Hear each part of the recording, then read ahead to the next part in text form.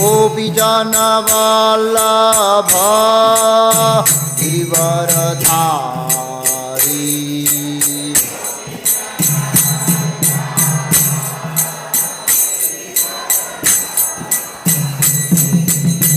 गोपीजन वल्लभ गिरिवरधारी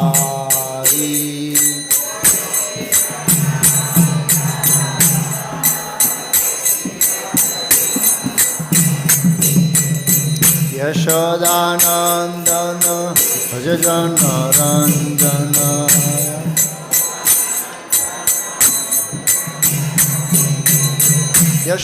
यशोदानंदन भज जन रंजन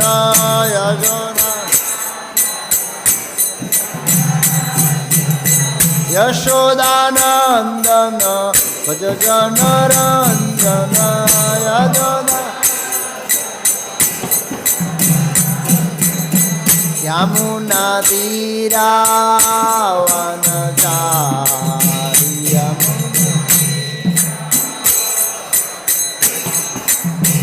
यमुना तीरावनचारी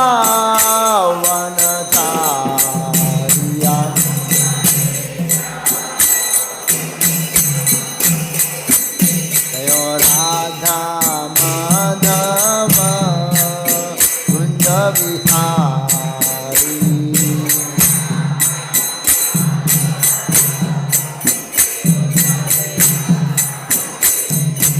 गोपीजन वल्लभ गिरिवरधारी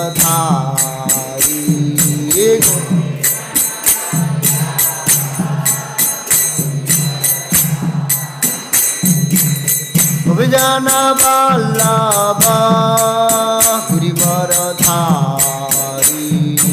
गोपी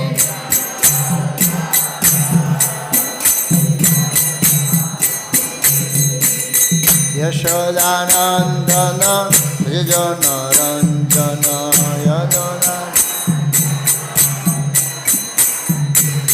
यशोदानंदन भज जन रंजन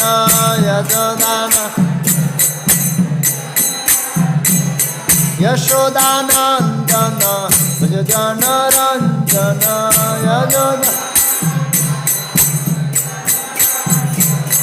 यमुना तीरावनचारी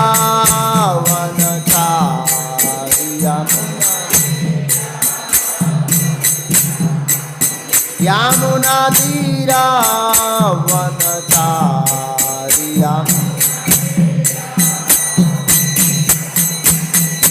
जय राधा माधव कुंज विहारी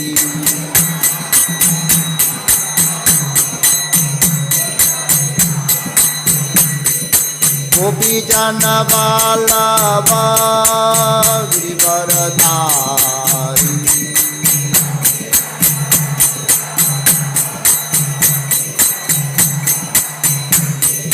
गोपीजन वल्लभ गिरिवरधारी गोपी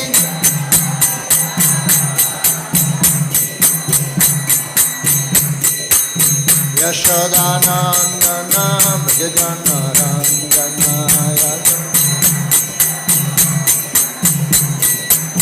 यशोदानंदन भज जन रंजन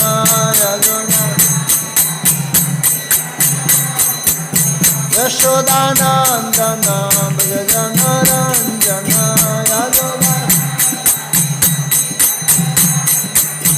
यमुना तीरावनचारी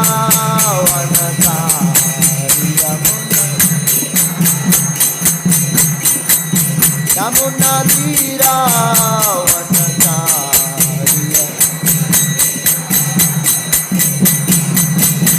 जय राधा माधव कुंज विहारी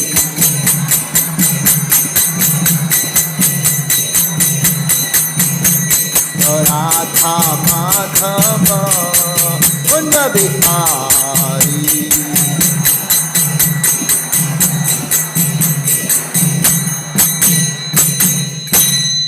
जयम विष्णुपाद परमहंस परिवजकाचार्य अष्टोत्तर शत श्री श्रीमद अभय चरणारविंद भक्ति वेदांत स्वामी प्रभुपाद की अनंत कोटि वैष्णव विंद की श्री श्री राधा माधव की जय गौर प्रेमानंदे।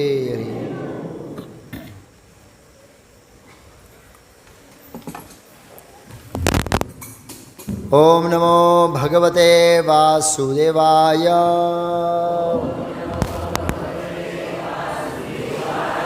ओम नमो भगवते वासुदेवाय।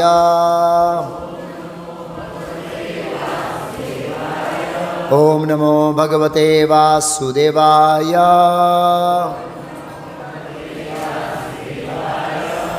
ओम अज्ञानतिमिरान्धस्य ज्ञानाञ्जनशलाकया चक्षुरुन्मीलितं येन तस्मै श्रीगुरुवे नमः। नमः ओम विष्णुपादाय कृष्णपृष्ठाय भूतले श्रीमते भक्तिवेदांत स्वामी इति नामिने। नमस्ते सारस्वती देवे गौरवाणी प्रचारिणे निर्विशेष शून्यवादी पाश्चात्य देशताणिरे। श्री कृष्ण चैतन्य प्रभु नित्यानंद श्री अद्वैत गदाधर श्रीवास आदि गौर भक्तविंद। हरे कृष्णा कृष्णा कृष्णा हरे हरे राम हरे हरे कृष्णा। आज कोई श्लोक नहीं है। आज हमारा विषय इस्कॉन क्या है।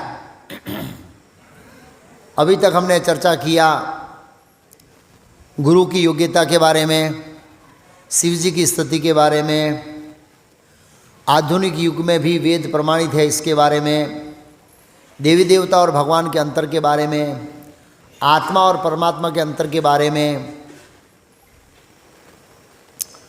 प्रकृति के 3 गुणों के बारे में, कर्म के सिद्धांत के बारे में। आज हम इस्कॉन के बारे में चर्चा करेंगे। इसके लिए इस्कॉन संस्था क्या है।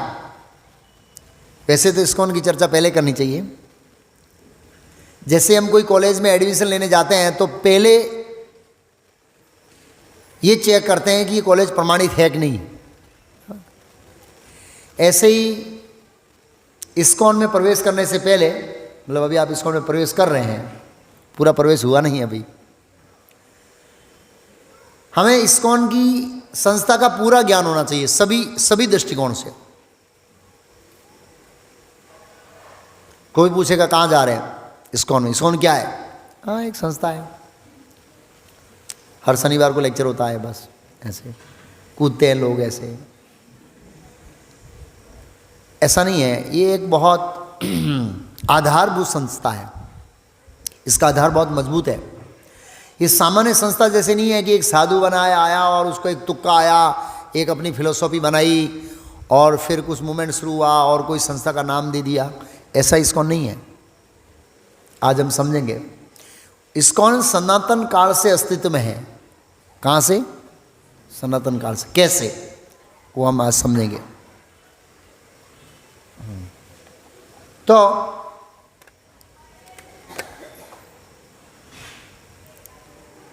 इस्कॉन में जुड़ने के लिए इस्कॉन के बारे में विस्तार से जानना बहुत जरूरी है, जिससे हमको ये फेथ आएगा कि ये संस्था मुझे भगवत धाम ले जाने के लिए सुविधा प्रदान करेगी और सही ज्ञान देगी। भाई, बिल्डिंग का जितना आधार मजबूत होगा, फाउंडेशन, उतनी बिल्डिंग क्या होगी। ऐसे ही हमारे आध्यात्मिक जीवन का जो पाया है उसको मजबूत करने के लिए इस्कॉन के बारे में विस्तार से जानना जरूरी है। क्योंकि समाज के अंदर इस्कॉन के बारे में अलग अलग समझ है। आप उस समझ के जाएंगे तो कई बार आपका विश्वास डग जाएगा। जो लोग इस्कॉन में पूर्ण रूप से संलग्न नहीं है उनको अलग अलग समझ है, जो लास्ट में बताऊंगा क्या समझ है। ऐसे कम से कम हमारे विश्वास, हमारे ज्ञान के लिए इस्कॉन के बारे में जानना जरूरी है। तो आज हम समझेंगे इस्कॉन की पृष्ठभूमि, बैकग्राउंड क्या है। मतलब ऐसा नहीं है किसी को तुक्का आया और ऐसे ही शुरू कर दिया, नहीं, ऐसा नहीं है। क्या है पृष्ठभूमि? इस्कॉन के संस्थापक आचार्य कौन है, इस्कॉन का उद्देश्य क्या, ये संस्था किस उद्देश्य से बनाई गई। हर संस्था का उद्देश्य होता है। कहीं संस्था का उद्देश्य होता ही नहीं है, क्योंकि ऐसे ही मूवमेंट चालू हो जाता है। 2 चेले आ गए, 4 हो गए, ट्रस्ट खोल दिया, काम चल रहा है, दान आ रहा है, गाड़ी चल रही है, ऐसे ही होता है। क्या उद्देश्य है इस्कॉन का? इस्कॉन का मैनेजमेंट पद्धति क्या है? कई बार लोग पूछते हैं आपके गादीपति कौन है, तो वो मैनेजमेंट भी समझाएंगे तो समझ में आएगा। इस्कॉन का तत्व ज्ञान, हर एक संस्था का अपना तत्व ज्ञान होता है, फिलोसॉफी होती है। वो क्या है? तत्व ज्ञान का मतलब है वो कौन से भगवान में मानता है, उसके ग्रंथ क्या है, प्रकृति के बारे में उसकी समझ क्या है, और जीवात्मा के बारे में, परमात्मा के बारे में, भगवान के धाम के बारे में अलग अलग समझ होती है उसकी। तत्व इस्कॉन का तत्व ज्ञान क्या है उसके बारे में हम समझेंगे डिटेल में। इस्कॉन प्रवृत्ति, जो एक्टिविटी करता है इस्कॉन, वो कौन सी एक्टिविटी करता है और किस आधार पर, उस प्रवृत्तियों का आधार क्या है वो भी समझेंगे। इस्कॉन कौन कौन से उत्सव को मनाता है और वो उत्सव क्यों मनाता है, उसका आधार क्या है। इस्कॉन के आध्यात्मिक ग्रंथ कौन कौन से हैं, इस्कॉन की मासिक पत्रिका कौन सी है, इस्कॉन का मंदिर का दैनिक कार्यक्रम क्या है, और इस्कॉन का वर्ल्ड हेडक्वार्टर कहाँ पर है, और इस्कॉन के सभ्य कैसे बन सकते हैं, मतलब हम जुड़ कैसे सकते हैं इस्कॉन से। इन विषयों की चर्चा आज हम करेंगे। पहला, इस्कॉन का अर्थ क्या है। इस्कॉन का नाम लेते ही 90% लोग सोचते हैं ये विदेशी संस्था है। कौन सी संस्था है? ये जो खड़ा है ये विदेशी है या देसी है? ये देसी भी नहीं है, विदेशी भी नहीं है, वैसे तो दोनों से ऊपर है। मतलब देखा जाए लोगों की बुद्धि कहाँ गई वही पता नहीं है। अरे भाई नाम पहले देख, इसको नाम ये शब्द क्यों है, इसका अर्थ तो जानो। अर्थ जानो, बोले विदेशी संस्था। बस किसने बताया? राजीव दीक्षित ने बताया, बस पूरा हो गया। राजीव दीक्षित अथॉरिटी थोड़ी है। तो इस्कॉन का पूरा नाम है international society for Krishna consciousness. उसमें से ISKCON,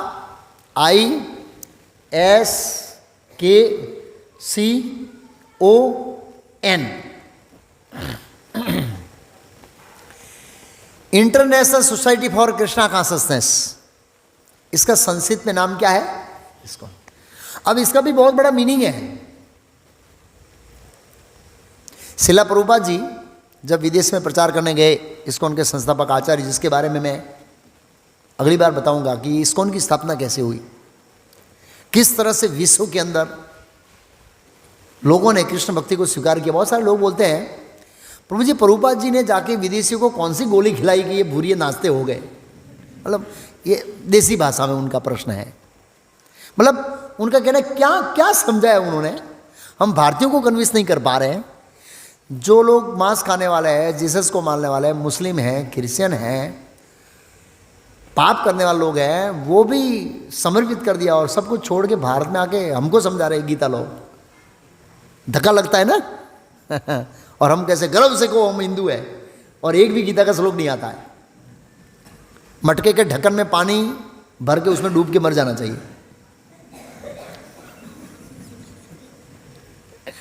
शर्म आनी चाहिए हमको ऐसे। तो जो भी है, तो मैं अगली बार बताऊंगा कि कैसे प्रभुपाद जी ने इस मूवमेंट की शुरुआत की और पूरे विश्व में कैसे घूमे और कितने शॉर्ट समय में प्रभुपाद जी ने ये इस्कॉन की स्थापना किया और कैसे किया, उसका चर्चा करूंगा।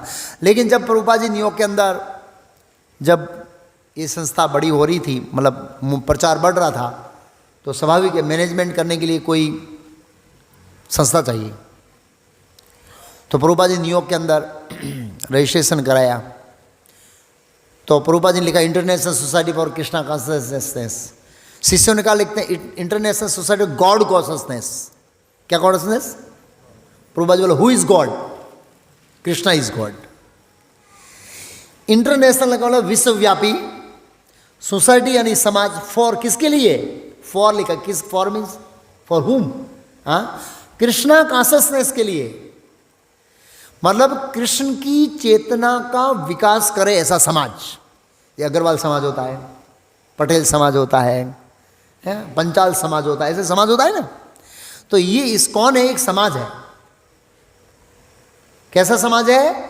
जहां पर कृष्ण की चेतना का क्या होता है? विकास। कृष्ण की चेतना का विकास करे ऐसी संस्था, जिसका शॉर्ट नाम है ISKCON, international society for Krishna consciousness, जो अपनी चेतना को कृष्ण भावना, कृष्ण हम बोलते हैं कृष्ण भावना, कृष्ण भावना, कृष्ण भावना मतलब कृष्णा कॉन्शसनेस इंग्लिश बोले, या कृष्ण चेतना। तो कृष्ण चेतना मतलब कृष्ण के विचारों में डूबे हुए रहना, इसको कृष्ण चेतना कहते हैं। तो जो लोग अपनी चेतना को कृष्ण चेतना, भौतिक चेतना से कृष्ण चेतना में रूपांतरित करना चाहते हैं, उनके लिए समाज है, या कह सकते हैं ये भक्तों का समाज है इस्कॉन, मतलब ये इस्कॉन का पूरा अर्थ है। अब है इस्कॉन की पृष्ठभूमि क्या है, मतलब बैकग्राउंड। अगर आप लीगली देखेंगे तो इस्कॉन संस्था का नाम आरंभ हुआ है 1966 में। उससे पहले इस्कॉन शब्द नहीं था, लेकिन इस्कॉन संस्था थी। इसलिए मैंने यहां पर क्या लिखा है, क्या लिखा है, सनातन, मतलब सृष्टि के आरंभ से इस्कॉन है। आप बोलेंगे यार प्रभुपाद जी ने तो 66 में स्थापना किया, ये सृष्टि के आरंभ से कब चालू हुआ इस्कॉन, बराबर ना, प्रश्न होता है। तो जैसे कि यहां पर लिखा गुरु शिष्य परंपरा एवं परंपरा प्राप्तम इदम राजस्व विदु। सृष्टि के आरंभ में भगवान कृष्ण ने जिस ज्ञान की हम चर्चा कर रहे हैं और किया है और करेंगे, वो सभी समस्त वेदों का ज्ञान किसको दिया। इसलिए इस संप्रदाय का नाम क्या पड़ा, ब्रह्म संप्रदाय। नहीं मतलब बाद में आता है, भाई एक एक स्टेप बाय स्टेप समझाऊंगा। ये समझाऊंगा तो आपको समझ में आएगा कि इस्कॉन कैसे सनातन संस्था है। 1966 में शुरू की गई संस्था नहीं है। तो ये ज्ञान ब्रह्मा जी को कब दिया भगवान ने, पता है कब दिया? ये इसलिए काउंट कराना चाहता हूं, ये बताना चाहता हूं कि कैसे इस्कॉन अनादिकाल से है। 16.5 ट्रिलियन ईयर्स, ब्रह्मा जी का आयुष्य है 33 trillion years, not a million, not a billion, trillion. 16.5 trillion year पहले भगवान कृष्ण ने समस्त वेदों का ज्ञान ब्रह्मा जी को दिया था। वो ज्ञान ब्रह्मा जी ने किसको दिया? नारद जी ने। नारद जी ने उस ज्ञान को किसको दिया? व्यासदेव ने दिया। व्यासदेव ने उस ज्ञान को किसको दिया? अब उसका नाम क्या पड़ा? ब्रह्म मध्व संप्रदाय। और उनसे बहुत सारे परंपरा में होते हुए ये ज्ञान चैतन्य महाप्रभु के पास आया। हालांकि चैतन्य महाप्रभु स्वयं भगवान है, आगे हम चर्चा करेंगे उनके बारे में सेशन। इसलिए चैतन्य महाप्रभु ने इसका प्रचार जोर जोर से कौन से एरिया में किया? बंगाल में। और बंगाल को पूर्व भाषा में क्या कहते हैं? गौड़ प्रदेश। क्या प्रदेश? तो इसका नाम पड़ा ब्रह्म मध्व गौड़ीय संप्रदाय। क्या नाम पड़ा? ब्रह्म मध्व गौड़ीय संप्रदाय। फिर ऐसे परंपरा में आगे होते हुए ये ज्ञान किसके पास आया? प्रभुपाद जी ने इस्कॉन की स्थापना किया। इसका नाम क्या पड़ा? International society for. एक चीज आपने ज्ञान किया कि समय के अनुसार इस ज्ञान को प्रसारित करने के लिए एक आधार चाहिए, कोई संस्था चाहिए। वो समय के अनुसार संस्था का नाम बदल गया, लेकिन ज्ञान वही है। अब मेरा पॉइंट समझे? ज्ञान वही है। जो ज्ञान कृष्ण ने ब्रह्मा जी को दिया, ब्रह्मा जी ने नारद जी को दिया। जैसे भगवद गीता का एवं परंपरा प्राप्तम इदम राजर्षि विदुम, और नारद को व्यास ने दिया। व्यासदेव ने भागवत इत्यादि लिख दिए। वो लिखा हुआ भागवत ही हम चर्चा कर रहे हैं, उसी के ऊपर लेक्चर दे रहे हैं। एक शब्द ना तो हमने घटाया है ना बढ़ाया है। और वो ज्ञान मध्वाचार्य को दिया, और मध्वाचार्य से चैतन्य महाप्रभु से परंपरा आई।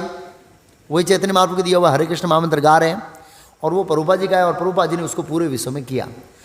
तो इतना लंबा काल से प्रसारित होने के कारण इसके संस्था के नाम बदल गए, लेकिन उसका उद्देश्य और उसका ज्ञान, उसमें कोई बदलाव नहीं आया, ये गारंटी।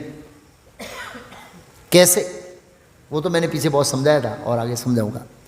इसलिए इसको एक सनातन संस्था है, क्योंकि प्लेटफॉर्म एक आधार देने के लिए, व्यवस्था करने के लिए संस्था का नाम बदल गया, लेकिन उसका ज्ञान और उद्देश्य दोनों सेम है। अब इस्कॉन के संस्थापक आचार्य कौन है? ये इस्कॉन के संस्थापक आचार्य हैं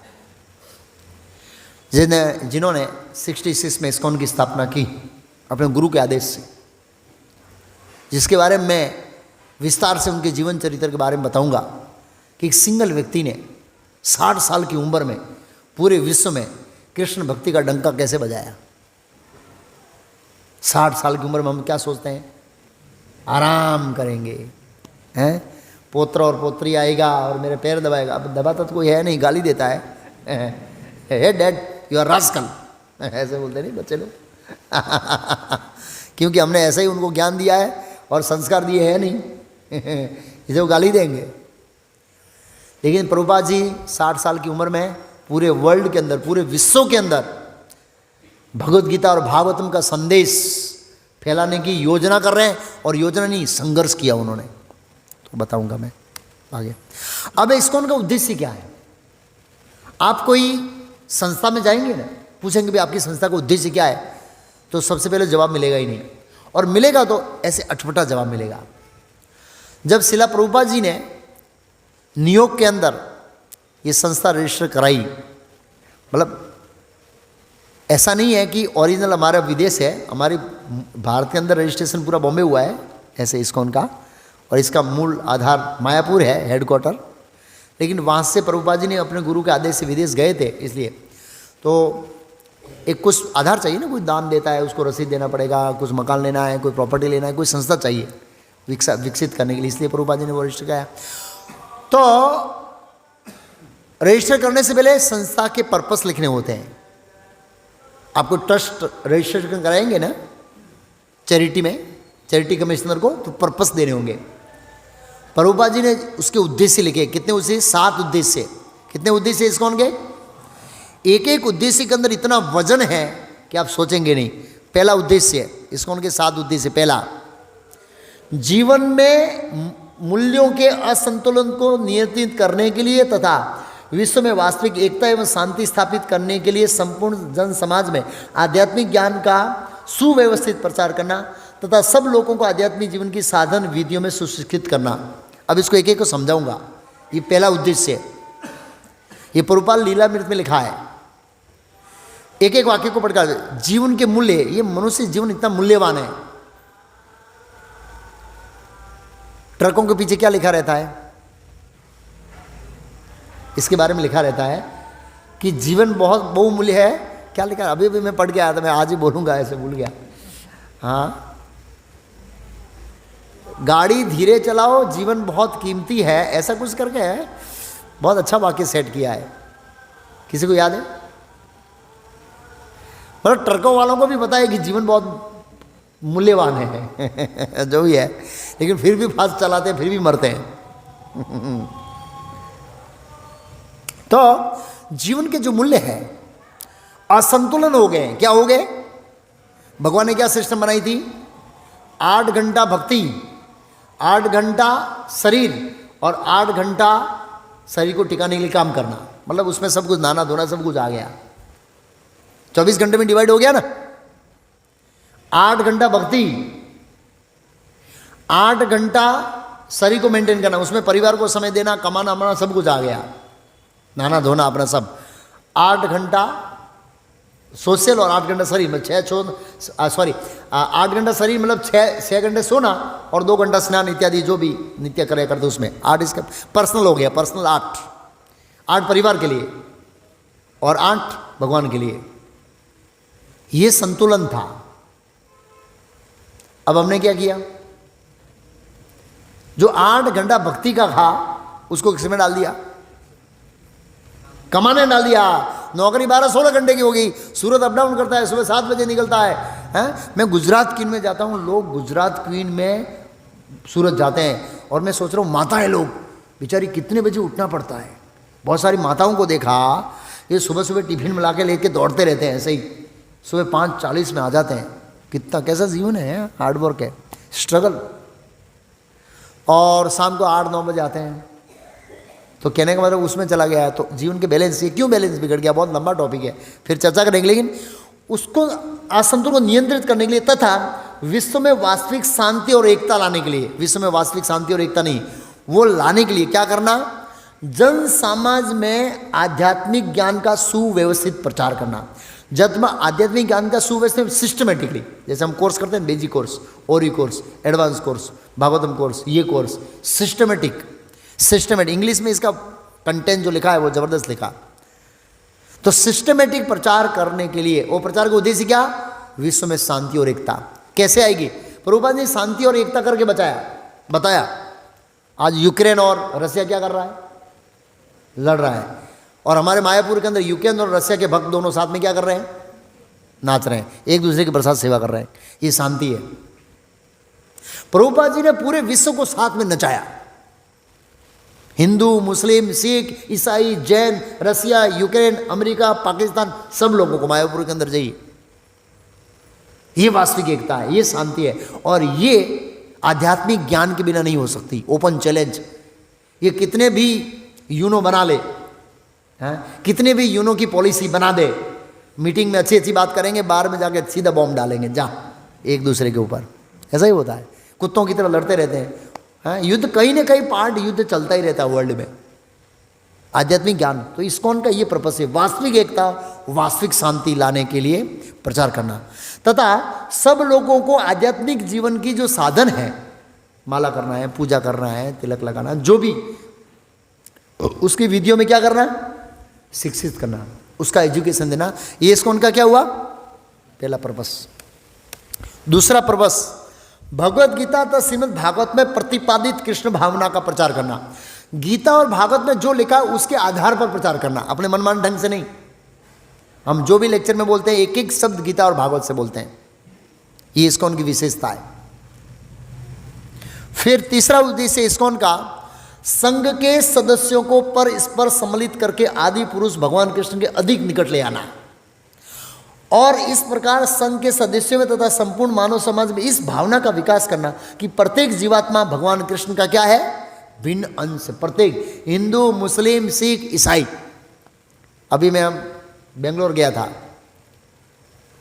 तो वहाँ बेंगलोर में मेरे हेड है गुरु भाई, उसका नाम है मुरारी दास। मैं बोला प्रभु जी कहाँ गए, बोला अफ्रीका गए। क्यों, बोला पासपोर्ट में नेम चेंज करने के लिए। बोला क्यों, पासपोर्ट में नाम लिखा है मोहम्मद और लाल कपड़ा पहना है, ब्रह्मचारी है, मुस्लिम है, ब्रह्मचारी है। और आप एयरपोर्ट पर पुलिस वाले रोकते हैं, बोला आपको जासूस है, आपके पासपोर्ट में मोहम्मद लिखा है, आप साधु बने, कुछ गड़बड़ है, घंटों घंटों बिठाते हैं। हाँ, मुस्लिम है। इस्कॉन में कोई भी जाति ऐसी नहीं है, वर्ल्ड के अंदर जितनी भी जाति है इस्कॉन में है। और एक नहीं है, रसिया में तो गुरु महाराज भक्तिविकास महाराज जाते हैं, कितने मुस्लिम को दीक्षा दे के आते हैं हर साल। अभी रसिया में चल रहे हैं, रसिया में गुरु महाराज अभी नहीं, श्रवण कीर्तन कैंप चल रहा है कुरेशिया में। यस, मुस्लिमों को दीक्षा देते। प्रभुपाद जी ने ऐसा ज्ञान दिया है भाई, सोच नहीं सकते आप लोग। तो ये चेतना विकास करना कि जगत में जितने भी जीव है ये सब कृष्ण के अंश है, तो नजीक लाना। तो अब हम क्या आए, नजीक आए ना, तो इसको ना उद्देश्य, इसको कहते हैं भक्तों का संग। क्या करना, भक्तों का संग। चौथा, भगवान चैतन्य महाप्रभु के आदेशों के अनुसार पवित्र भगवान नाम के सामूहिक कीर्तन की शिक्षा देना तथा इस संकीर्तन आंदोलन को प्रोत्साहित करना। हम लोग नगर संकीर्तन करते हैं ना हर रविवार को, ऐसे।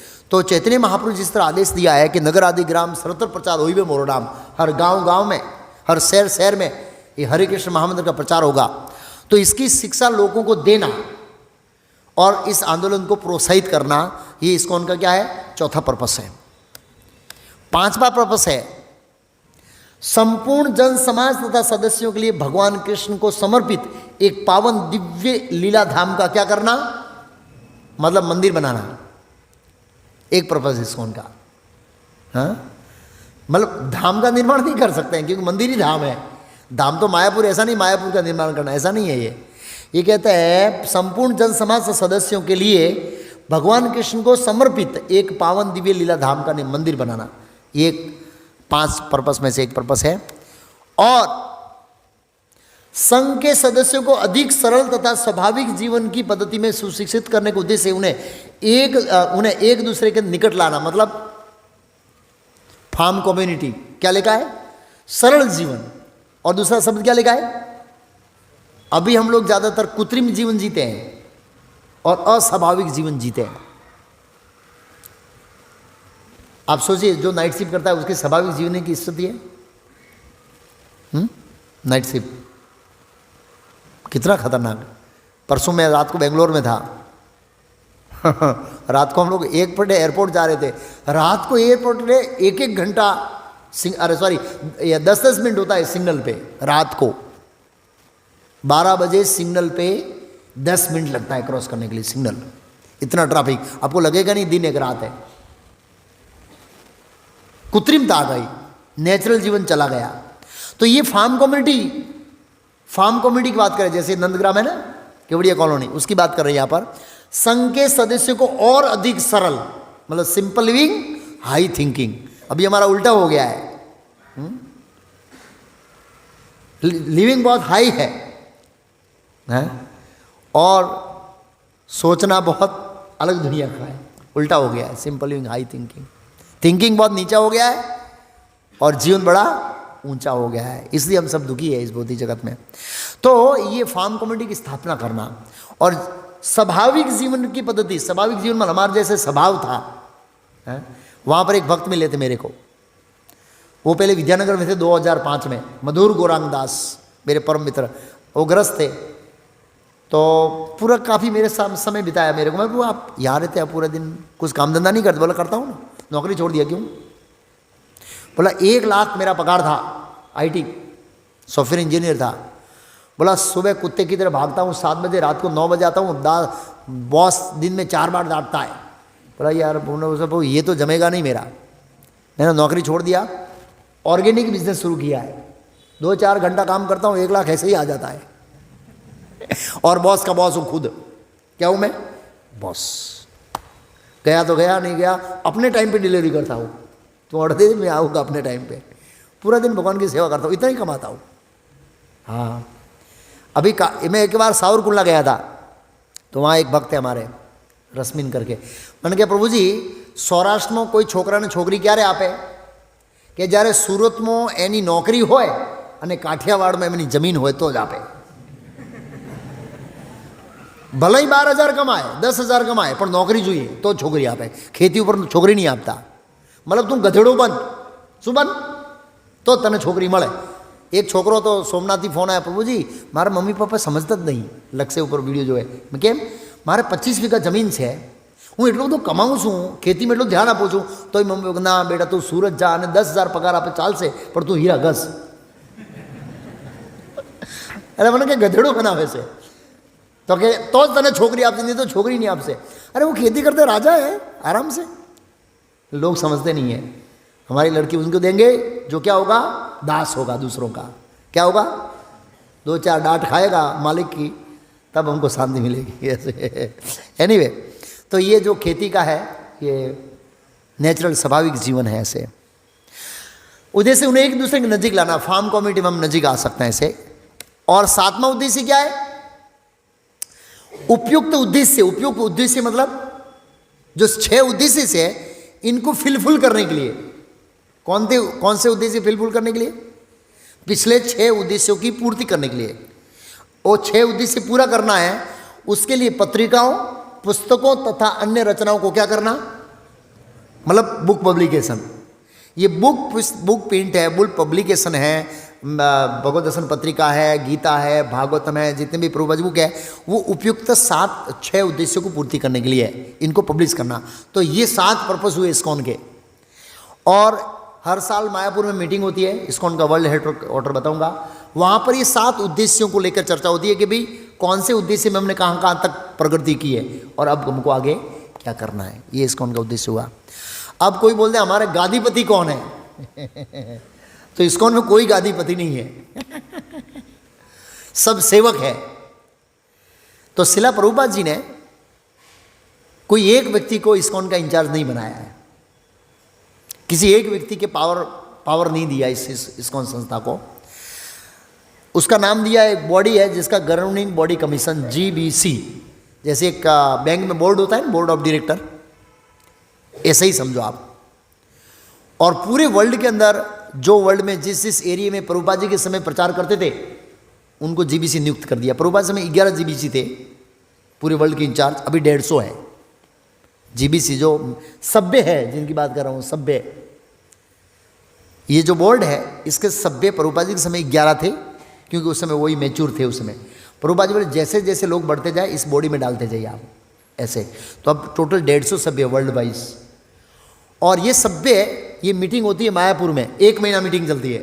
पूरे वर्ल्ड से ये जो बोर्ड ऑफ डायरेक्टर आते हैं, चर्चा करते हैं प्रभुपाद जी की शिक्षाओं के अनुसार अभी तक हमने क्या किया है, क्या करना है, और इसको उनको चलाने के लिए क्या क्या रूल्स एंड रेगुलेशन। सभी प्रभुपाद जी की शिक्षाओं, प्रभुपाद शिक्षाओं से बाहर नहीं जा सकते ऐसे। और ये गवर्निंग बॉडी कमीशन के नीचे जोनल सेक्रेटरी आते हैं। कौन आते हैं? जैसे यहाँ गुजरात के जोनल सेक्रेटरी बासुकोस प्रभु है, 1-2 बार आए होंगे यहाँ पर। बड़ौदा के टेम्पल के प्रेसिडेंट है, वो प्रभुपाद शिष्य हैं, सीनियर डिवोटी है, वरिष्ठ है, अनुभवी है। उनको जोनल, इस जोन का इंचार्ज बनाया कि गुजरात में क्या चल रहा है वो उनको देखना है। उनके नीचे आते हैं मंदिर के प्रमुख, जैसे हमारे यहाँ जय गोविंद प्रभु मंदिर के प्रमुख हैं, वो उनके नीचे आते हैं ऐसे। और उनके नीचे आते हैं मैनेजर, या फिर जब बड़ा होगा मैनेजर आएगा, डिपार्टमेंट हेड, पुजारी डिपार्टमेंट आएगा, बुक डिस्ट्रीब्यूशन का डिपार्टमेंट आएगा। जैसे बड़ा बड़ा होगा नीचे डिपार्टमेंट बनेंगे। ये मैंने ये आपको स्ट्रक्चर बताया इस्कॉन का। क्या बताया? ये ऐसे मैनेजमेंट चलता है। उसमें ऐसा है कि पॉलिसी पूरे वर्ल्ड वाइज एक ही रहती है, लेकिन मंदिर को चलाने के लिए फाइनेंस चाहिए, वो सब इंडिपेंडेंट है। आप अपना लाओ और आप अपना खर्चा चलाओ, दूसरा मंदिर आपको हेल्प नहीं करेगा। ऐसा नहीं है कि यहाँ से अमेरिका से पैसा आएगा, इधर से आएगा, इधर से आएगा, ऐसा नहीं है। क्यों ऐसा नहीं है? क्योंकि प्रभुपाद जी चाहते थे कि हर भक्त प्रयास करे कृष्ण के लिए। अगर कोई दूसरा दे देगा पैसा तो वो मौज से क्या करेगा? खाएगा, पिएगा, सोएगा। और दूसरा, हर व्यक्ति अपनी कैपेसिटी के अनुसार कार्य करता है ऐसे। तो पॉलिसी सब सेम है कि भाई आपको मंगला आरती ऐसे करनी है, और दीक्षा के ये नियम हैं, और गृहस्थों को ये नियम पालन करने हैं, पूजा के ये नियम हैं, प्रभुपाद जी पूजा के हैं, पुस्तक वितरण ऐसे करना, पॉलिसी सेम। लेकिन फाइनेंशियल जो है प्रभुपाद जी ने स्वतंत्र रखा। लेकिन अकाउंट ऑडिट बॉम्बे जाता है। अकाउंट ऑडिट हमारा होकर बॉम्बे बैलेंस शीट जाती है। अरे प्रभु मोकली दीदी, आज मैं તમને व्हाट्सएप કર્યો જોયો? टाइम सर अकाउंट नहीं जाते तो दंड मिलता है। हाँ, आज ही उनका रिमाइंडर है, उन्होंने नहीं भेजा इसलिए। सीए से ऑडिट कराकर ये 31 जुलाई को आप नहीं भेजेंगे तो आपको दंड दिया जाएगा। जैसे पुलिस आप सिग्नल तोड़ते हैं, ऐसे दंड दे दिया। ऐसे इस्कॉन में दंड है। इस्कॉन को ऐसे एरेगेरी संस्था नहीं है। हाँ, बहुत कड़क नियम है। इस्कॉन में कुछ पास कराना है तो सरकार से भी ज़्यादा समय लगता है। हाँ, सिस्टम है, इतनी बड़ी संस्था है, वैसे थोड़ी चलती है आया गया ये साधु बन गया, ऐसे नहीं चलेगा। बहुत 1-1 रुपये का हिसाब चाहिए। यस, कहाँ खर्चा किया, बिल चाहिए। ऐसा नहीं है। जे लिस्ट में ऊपर लख्यो नॉट सबमिटेड, एमो આપણું नाम पहलू है। जे लोग एकाउंट सबमिट नहीं કર્યો, 11 मंदिर आखा वेस्ट जोन में 11 मंदिर सबमिट नहीं કર્યો, એનું નામ આપણું નવસારીનું છે। એને મોકલી દેશે, कोई मोटी वस्तु नहीं है। पर ये तो बात कहूँ है, ये आपको बोल रहा हूँ कि इतना सीरियस मैटर है, इसलिए मैंने ये पॉइंट छेड़ा। ये रिमाइंडर आता है। ऐसा नहीं है कि कैसे भी अकाउंट कर दिया चलेगा, नहीं नहीं, पाई का हिसाब होता है, जो भी है। तो ऑडिट सबमिट करना पड़ता है। लेकिन हम यहाँ पर जो भी कलेक्शन करेंगे हम ये यूज़ कर सकते हैं। दूसरा मंदिर ना तो लेगा और ना देगा। आपने मान लो 1 लाख रुपया डोनेशन लाए, यहाँ दूसरा मंदिर ले जा नहीं सकता और वो दे नहीं सकता। हाँ ठीक है, कहीं बार जान पहचान वाले होते हैं तो थोड़ी हेल्प करते हैं, अलग बात है। बाकी ऐसे आप मदद नहीं करेंगे। अब इस्कॉन का तत्व ज्ञान या समझ क्या है? भौतिक प्रकृति के बारे में हमारी समझ ये है, मया दक्षिण प्रकृति सुईते सचरारम हेतु नाने कौनते जगत री परिवर्ते। ये जो भौतिक प्रकृति है इसका पूरा संचालन कौन करते हैं? भगवान कृष्ण। ये हमारी समझ है। हर एक संस्था की एक समझ होती है। तो ये प्रकृति के बारे में भगवद गीता के अनुसार इसको उनकी समझ है, ये भगवान कृष्ण की प्रकृति है और भगवान कृष्ण की आज्ञा के अनुसार ये कार्य करती है। जीवात्मा की स्थिति के बारे में, जितने भी जीवात्मा है, जीव मच्छर से लेकर ब्रह्मा जी तक, ये सब कृष्ण के अंश हैं। इस संस्था, इसको संस्था की समझ है। ममे वांसो जीव लोके जीव भूत सनातन मनसष्टानि इंद्रियाणि प्रकृति स्थानी करचति। ये भगवद गीता का 15वें अध्याय का 7वां श्लोक है। जहाँ भगवान कृष्ण कहते हैं सभी जीव मेरे अंश हैं, भौतिक जगत के अंदर संघर्ष कर रहे हैं क्योंकि ये मुझे भूल गए, और जब वापस आएंगे वैकुंठ में मेरी सेवा में रहेंगे तो अपनी स्वाभाविक स्थिति में रहेंगे। देवी देवताओं की स्थिति के बारे में यह है, ये सभी देवी देवता भगवान के सेवक हैं और ये भौतिक जगत का संचालन करने के लिए भगवान को सेवा दे रहे हैं। सूर्यदेव प्रकाश देता है, पवन देव हवा देता है, इस तरह से सभी देवता भगवान के सेवक हैं, ऊंची स्थिति में है, हमसे ज़्यादा भी भगवान के शरणागत है, श्रद्धालु है एक दृष्टिकोण से, और भगवान ने उनको ये सेवा दिया है। परमात्मा के बारे में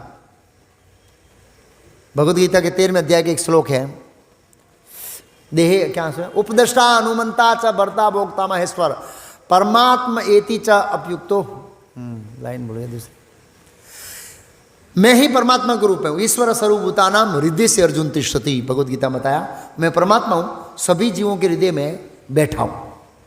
परमात्मा किसका अंश है? कृष्ण का अंश, वो स्वतंत्र नहीं, ये समझ है इसको उनकी।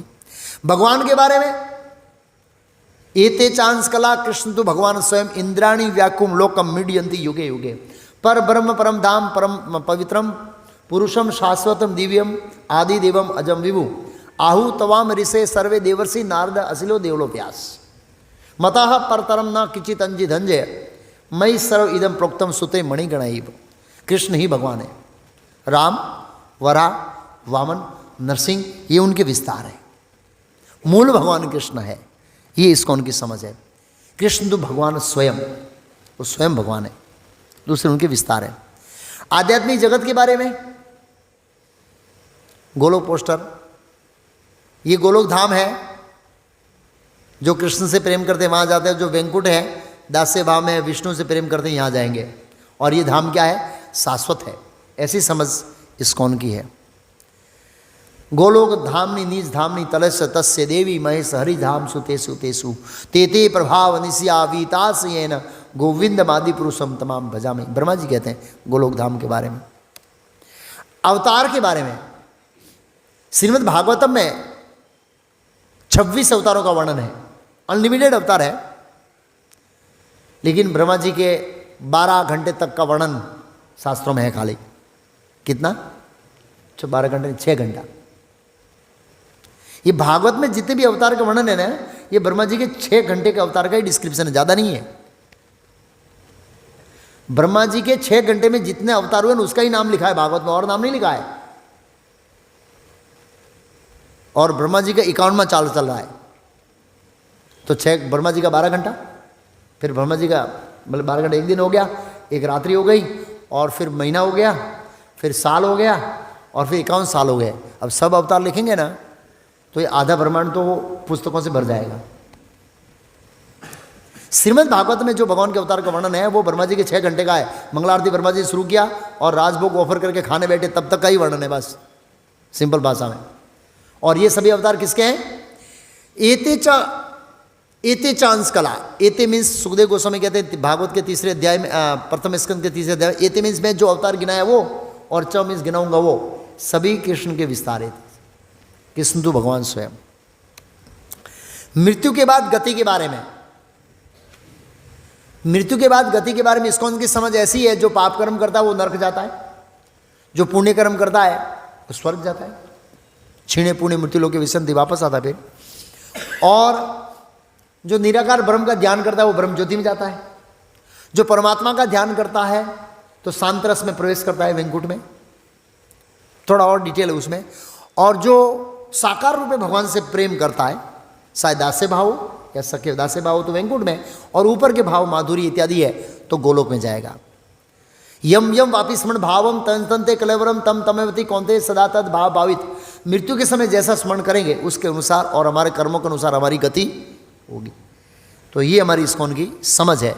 शुद्ध भक्ति करेंगे वैकुंठ और गोलोक जाएंगे, भाव के अनुसार ध्यान करेंगे परमात्मा का तो शांत रस में जाएंगे, और ब्रह्म ज्योति का ध्यान ब्रह्म ज्योति में जाएंगे, ब्रह्म ज्योति से भी पतन होता है, और पुण्य कर्म करेंगे स्वर्ग लोक जाएंगे, पाप करेंगे नरक जाएंगे। ये इसको उनकी समझ है। मुक्ति के बारे में, मुक्ति हित्वा अन्यथा रूपम स्वरूपेण व्यवस्थिता, श्रीमद् भागवतम के 2 स्कंद के 10वें अध्याय में सुखदेव गोस्वामी मुक्ति की परिभाषा बताते हैं। मुक्ति हित्वा अन्यथा रूपम स्वरूपेण स्थित, अलग अलग जो हमारे रूप है उनको छोड़कर अपने स्वरूप में स्थित होना। अपना एक हमका खुद का रूप है, दिव्य रूप आत्मा का, उसमें उस स्वरूप में स्थित होना, उसको मुक्ति कहते हैं। मतलब मुक्ति के बाद हम बोलते हैं ना कि महाराज ब्रह्मलीन हो गए तो ये महाराज ब्रह्मलीन नहीं होते हैं। ब्रह्मलीन का अलग अलग मीनिंग होता है। ब्रह्मलीन का मतलब लोग समझते हैं कि बस एक हो गए, नहीं। लीन का मतलब ऐसा नहीं, ये तो तल्लीन हो गया उसके विचारों में। तल्लीन मीन्स उसमें उसके विचारों में डूब गया। तो ब्रह्मलीन का एक अर्थ होता है वैकुंठ में गया, लेकिन ये लोग समझाते हैं दूसरी तरह से, ब्रह्मलीन मतलब मर्ज हो गए ब्रह्म ज्योति में। तो मुक्ति का मतलब गौड़ीय वैष्णव संप्रदाय और इस्कॉन की संस्था के अनुसार अपने स्वरूप में स्थित होना, ऐसा स्वरूप जहाँ पर हम कृष्ण से बात कर सकते हैं, सेवा कर सकते हैं, हंसी मजाक कर सकते हैं, गा सकते हैं, नाच सकते हैं, खा सकते हैं। हम गोप बालकों का फोटो देखते हैं ना, ऐसे जो ये सब जा रहे हैं ऐसे, अभी खाने का आएगा साथ में लगाएंगे, सब बाकी है भोजन लीला है, ऐसे ऐसे ही कृष्ण के साथ रहेंगे। ये कृष्ण खड़े हैं ना, और ऐसे हम वहाँ पर ऐसे रहेंगे, लेकिन वो अगासुर वहाँ पर नहीं है, बस ये नहीं है खाली, बाकी हम सब है ऐसे। पूतना भी नहीं है, बकासुर भी नहीं है, धेनुकासुर नहीं है, ये सब नहीं है, लेकिन कृष्ण के साथ खाएंगे नाचेंगे ऐसे, इस तरीके से। इसको मुक्ति कहते हैं। कलयुग में भगवान प्राप्ति के बारे में, कलयुग के अंदर आप जाएंगे, अलग अलग संस्था बताएगी, कोई के कर्म कांड करो, कोई के ध्यान करो, कोई के ये करो, कोई के कुंडली जागृत करो, कोई के त्याग करो, कोई के तपस्या करो। लेकिन इसको उनकी समझ ऐसी है, हरे नाम एव केवलम कलो नास्तेव नास्तेव नास्तेव गतिरंथा इति षोडशकम नाम कलि कलमस नास्तम सर्ववेदी सुदर्शते न तरो रूपाय। कलयुग में हरे कृष्ण महामंत्र जो है, जिसका आरंभ भगवान के नाम से होता है, ऐसी भक्ति यमराज ने यमदूतों को बोला श्रीमद् भागवत के छठे स्कंद में, एतावाने लोकेन अस्मि पुंसा धर्म पर स्मृतः भक्ति योगो भगवती तद नाम ग्रहण आदि भी। भगवान के नाम से आरंभ होने वाली भक्ति मनुष्य समाज में सर्वश्रेष्ठ धर्म का सिद्धांत है। क्योंकि यमदूतों और विष्णुदूतों का संवाद हुआ अजामिल को लेकर भागवत के छठे स्कंद में, तो विष्णुदूतों ने ललकारा कि पहले आप जान के आइए धर्म क्या है। बिना धर्म की बात कर रहे, आपको पता ही नहीं धर्म क्या है, ऐसे चैलेंज किया। और ये तो बेचारे मारपीट वाले लोग थे, वो शास्त्र पढ़ने कहाँ जाएंगे। और विष्णुदूत तो बहुत निपुण थे, सुखदेव गोस्वामी बोला परम ज्ञानी थे, तो उनको हरा दिया गया। तो हरा दिया गया, गुस्सा आया। ये यमदूत लोगों ने हमको एक शिक्षा दिया। क्या शिक्षा दिया? कि जब हम प्रचार में जाते हैं, कई बार लोग हमको हरा देते हैं, ढीला मुंह करके वापस आते हैं। अगर ढीला मुंह नहीं करना है तो क्या करना है? अगर आप गीता भागवत पढ़ के जाएंगे तो कोई हराएगा नहीं आपको, बराबर। हम प्रचार में जाते हैं ना, कई बार लोग उल्टा क्वेश्चन पूछते हैं और हम जवाब नहीं दे पाते हैं। और जब जवाब नहीं दे पाते हैं तो हमारे मन में डर होता है, क्या मैं कोई गलत संस्था में तो नहीं हूँ ना? क्या डर होता है? क्या मैं कोई गलत संस्था में तो नहीं हूँ ना, या मेरी संस्था का ज्ञान तो कम नहीं है ना, इसके बाद ज्ञान ज़्यादा है। लेकिन जब भागवतम पढ़ लेंगे, गीता पढ़ लेंगे, तो कोई आपको पराजित नहीं कर पाएगा। तो यमराज जाते बोले धर्म क्या है बताइए। बहुत सारा उसमें डिस्कशन है, लेकिन एक बताइए, एता वाने लोके नस्मी पुंसा धर्म परस्मृत भक्ति योग भगवती तद नाम ग्रहण आदि भी। भगवान के नाम से आरंभ होने वाली भक्ति ही मानव समाज में सर्वोच्च धर्म है जीवों का। ये यमराज ने उत्तर दिया। और हम भी सेम कहते हैं, भगवान नाम से हरे कृष्ण महामंत्र जप करने को कहते हैं, ये भक्ति का प्रधान लक्षण है। तो ये तो हुआ इस्कॉन के तत्व ज्ञान, अलग अलग दृष्टिकोण से बताया, और भी है लेकिन मैंने सारा बताया। अब इस्कॉन की प्रवृत्ति, इस्कॉन कौन कौन सी प्रवृत्ति करता है, किस आधार पर करता है। हम क्या निकालते हैं? रथ यात्रा। मैं वीडियो बताऊंगा नहीं, क्योंकि रथ यात्रा आपने देखी है, यहाँ पर मैंने वीडियो बताया क्यों रथ यात्रा निकले, कौन सा शास्त्र में वर्णन रथ यात्रा का। हाथ खड़ा कीजिए, बोलिए मत। रथ यात्रा निकालने का कौन से शास्त्र में वर्णन है? कोई पूछेगा रथ यात्रा क्यों निकाले भाई यार, क्यों इतना सारा खर्चा कर रहे हैं? ऐसे बोले लोग, क्या जरूरत है, हॉस्पिटल खोलो गरीबों को खिलाओ, ऐसे बहुत सारे प्रश्न करते हैं लोग। क्या फायदा होगा ये व्रत निकालने से? हाँ, तो ये किस आधार पर हम ये रथ यात्रा की प्रवृत्ति करते हैं?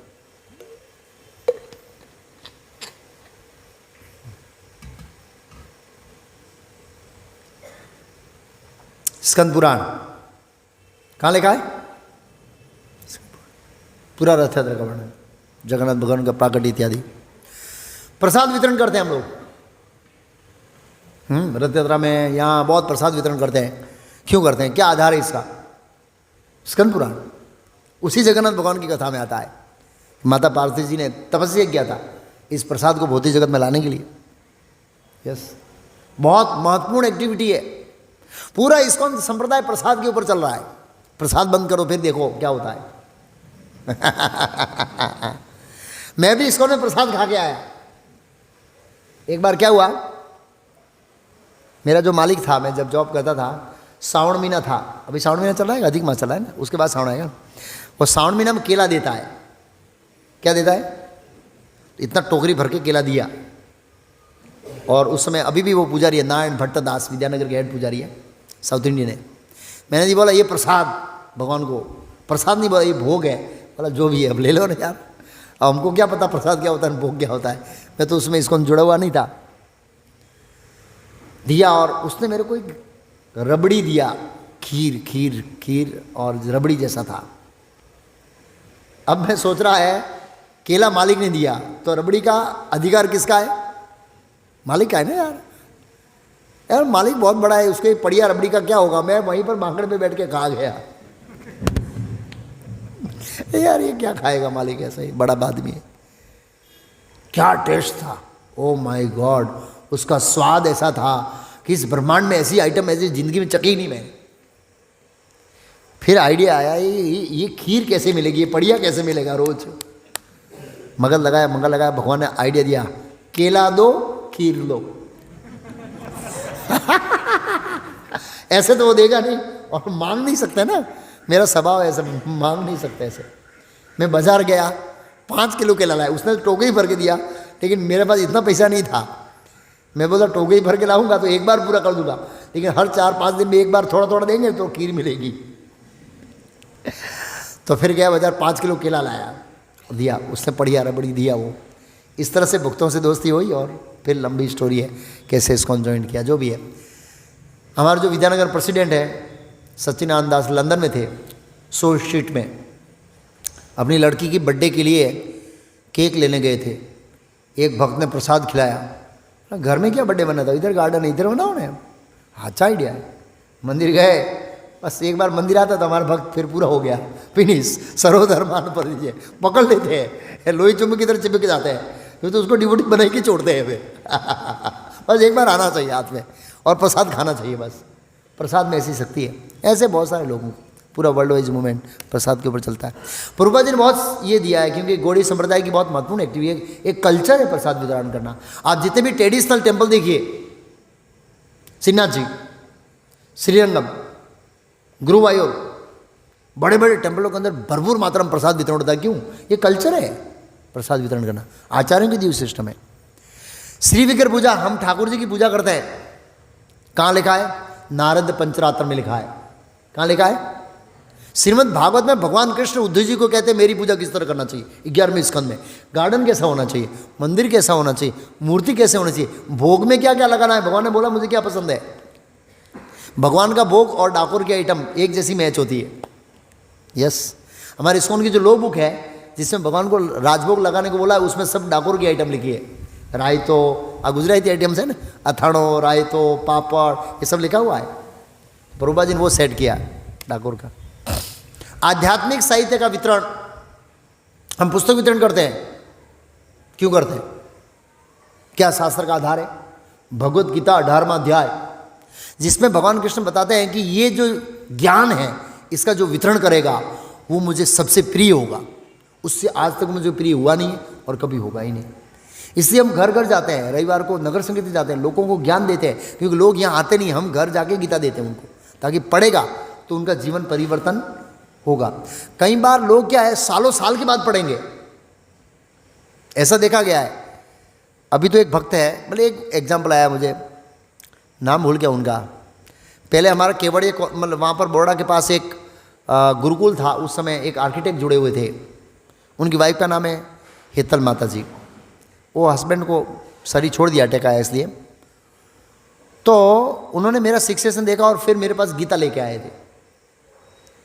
बोला हमारा घर गीता पढ़ी थी, ऐसे ही पढ़ता था और आपका ये शिक्षण मिला, तुरंत क्लिक हो गया। वो गीता लेके पन्ने ऐसे खोल लेते और पन्ना छूटा हो जाता था। बोला 85 में मेरे पिताजी ने लिया था वो गीता। कब लिया था? सॉरी 85 का लिया हुआ गीता अब पढ़ना शुरू किया। तो कभी भी किसी को क्लिक हो सकता है, भगवान परमात्मा उसके हृदय में बैठे। ऐसे कई सारे एविडेंस है, कोई लेता है, कोई देखता है, कोई हाथ लगाता है, कोई पढ़ता है और कोई ब्रह्मचारी बन जाता है उसको पढ़ के, ऐसे होता है। ऐसे बहुत सारे हैं। तो आध्यात्मिक साहित्य का वितरण हम शास्त्र के अनुसार करते हैं। नगर संकीर्तन, कीर्तन करते हैं। क्यों करते हैं कीर्तन? श्रीमद् भागवतम का श्लोक है, कृष्ण वर्णम तिसा कृष्णम सांगो पांगाद पार्षदम। हाँ क्या? यज्ञ संकीर्तन प्राय यदि सुमेधसा, ये भागवत। कलयुग का युग धर्म में संकीर्तन, संकीर्तन मतलब मिलके कीर्तन करना। जप है ये इंडिविजुअल है, लेकिन कीर्तन करते हैं सामूहिक रूप, संकीर्तन करते हैं, ये कलयुग का युग धर्म है। कलेर दोष निधे राजन अस्ति कोई मान गुण, कीर्तनादि कृष्ण से मुक्त संग परम व्रजेत। निरपराध रूप से कोई जब करता कीर्तन करता है तो इस संसार से मुक्त हो जाता है। तो ये शास्त्र बहुत सारे एविडेंस है, कलिशद उपनिषद है, भागवतम है, पद्म पुराण है, बहुत सारे लिखा है कि कीर्तन करना चाहिए कलयुग में। गुरुकुल और कृष्ण केंद्रित खेती योजना, इसमें सब में वीडियो है लेकिन समय नहीं इसलिए वीडियो नहीं बताऊंगा। गुरुकुल क्यों बनाना है? प्रहलाद महाराज ने कहा भागवत में, कौमारम आचरित प्राज्ञो धर्मान भागवतम इह दुर्लभम मानुषम जन्म। ये कुमार अवस्था से भक्ति शुरू करनी चाहिए। कौन सी अवस्था से? हाँ, हम तो ठीक है एक छोटी मोटी प्रगति करेंगे, लेकिन बच्चा बालपन से जो भक्ति में प्रगति करता है वो वास्तव में प्रगति करता है। कृष्ण केंद्रित खेती मतलब फार्म मतलब आजकल लोग फार्म बनाते हैं ना, वो झूम बराबर झूम सराबी करने के लिए, ऐसा फार्म नहीं है भाई, याद रखना। जब हम फार्म बोलते हैं तो लोग सोचते हैं वो आजकल दारू पीने के लिए सैटरडे संडे जाते हैं, दारू वारू पीते हैं, ऐसा आराम करते हैं, ये फार्म वो फार्म नहीं है भाई, याद रखना है हमको। फार्म मतलब खेती, और खेती के ऊपर निर्भर ना, लाइट नहीं, पंखा नहीं, कुछ नहीं है, सिंपल लिविंग, हाई थिंकिंग है ऐसा। तो वो इसलिए है कि वो वर्णाश्रम धर्म का एक भाग है। गौशाला, नमो ब्रह्मण देवाय गो ब्रह्मण हिताय जगत हिताय कृष्णाय गोविंदाय नमो। भगवान कृष्ण गायों और ब्राह्मणों की रक्षा करने की इस दुनिया में प्रकट हुए। तो शिला प्रभुपाद ने एक भाग दिया है गौशाला का। तो शास्त्र के अनुसार गाय की क्या करनी चाहिए? रक्षा करनी चाहिए। इसलिए हमारी एक एक्टिविटी है। अभी तो जय गोविंद प्रभु की इंडिविजुअल गौशाला है, आगे जाके मंदिर की गौशाला भी आएगी। इस्कॉन युवा संघ, युवाओं को प्रचार अभी अभी शुरू किया, कॉलेज में नहीं मंदिर में ही करते हैं। युवा मतलब जो अविवाहित है और जो पढ़ाई कर रहे हैं, ऐसे लोगों का प्रोग्राम होता है यहाँ पर। आप भी अपने बच्चों को भेज सकते हैं ताकि उनका भविष्य, नहीं तो युवाओं का भविष्य बहुत अच्छा नहीं, बहुत खराब भविष्य, बहुत खराब, कल्पना नहीं कर सकते इतना खराब है। और कॉलेज में जो जाता है तो उसकी हालत तो बहुत ख़राब है। अभी समय नहीं है, मैं एक स्टोरी थी विद्यानगर की बोल देता हूँ। मैंने बोला था एक बार, देखो युवाओं की स्थिति क्या है बताता हूँ आपको। जब विद्यानगर मंदिर में जब करता था तो सामने बांकड़े पड़े एक लड़का लड़की ऐसे ही छुप छुप छुप छुप ऐसे एकदम नज़दीक से बात कर रहे थे। ये बताया मैंने एक बार, नहीं बताया? कुछ लोग आते हैं ऐसे। मतलब आप मंदिर में आए हो तो एक शिष्टाचार के साथ बैठना चाहिए, तो एकदम चिपक के बैठे हैं ऐसे। मतलब क्या है, लोगों को बाहर क्या है, कोई पुलिस वाला भगा देता है, कोई भगा देता है, लोग सोचते हैं मंदिर में चिपके बात करेंगे, ये उधार जाएगी। हाँ विद्यानगर में वो ऐसे बहुत होता है ऐसे। अब मैंने तो लाल कपड़े में सीधा नहीं बोल सकता, तो एक वॉचमैन को भेजा, उनको बोलो ऐसा बैठना अच्छा नहीं है, तो उनको वहाँ से उठाया, मंदिर में आके बैठ गए। और जैसे यहाँ पुरुष बैठते हैं, यहाँ जेंट्स बैठते हैं और माता जी बैठते हैं, तो दोनों लड़का लड़की वो कॉर्नर में बैठ गए, हमारे विद्यानगर में ऐसे कॉर्नर में बैठ गए और फिर वहाँ पर बात करें कुछ कुछ कुछ कुछ कुछ कुछ कुछ कुछ ऐसे।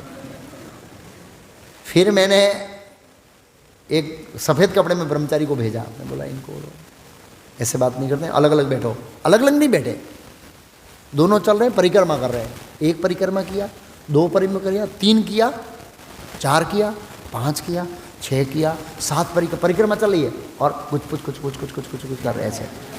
परिक्रमा के ऊपर परिक्रमा लगा रहे हैं। बोला यार अभी इनको अलग करना बहुत मुश्किल है। अब ऐसे तो बोल नहीं सकते परिक्रमा मत करो। और वो लोग क्या करते हैं, अपनी जो लवेरिया की बातें हैं वो घूमते हुए कर रहे हैं दोनों साथ में। परिक्रमा आप मना तो नहीं कर रहे थे परिक्रमा मत करो, ये कल्चर है। आप देखिए आप कहाँ जाएगा है, कहाँ जाएंगे, हमारी पीढ़ी आगे कहाँ जाएगी, बहुत खराब हालत है ऐसे। एनीवे, मंदिर निर्माण वो भी एक इस्कॉन की एक्टिविटी है जैसे बताए। इस्कॉन कौन से उत्सव को मनाता है? गौर पूर्णिमा, चैतन्य महाप्रभु का आविर्भाव चैतन्य चरितमृत के अनुसार, रामनवमी भगवान राम का आविर्भाव रामायण के अनुसार, नरसिंह चतुर्दशी श्रीमद् भागवतम के आधार पर, रथ यात्रा स्कंद पुराण, झूलन यात्रा श्रीमद् भागवतम, बलराम जी का प्राकट्य वो भागवतम वर्णन है, जन्माष्टमी श्रीमद् भागवतम वर्णन है, वामन द्वादशी श्रीमद् भागवतम, राधाष्टमी मनाते हैं हम लोग, गोवर्धन पूजा मनाते हैं। ये उत्सव शास्त्रों के अनुसार होते हैं सब कुछ। इस्कॉन के आध्यात्मिक ग्रंथ प्रभुपाद जी का श्रीमद् भगवद गीता और भागवतम, ये दो ग्रंथ आधारभूत है, और कृष्ण बुक श्रीमद् भागवतम के 10वां स्कंद का सार है, और वो कथाओं के रूप में। इसके उपरांत प्रभुपाद जी ने बहुत सारे ग्रंथ लिखे हैं, ये सब हमें पढ़ने चाहिए।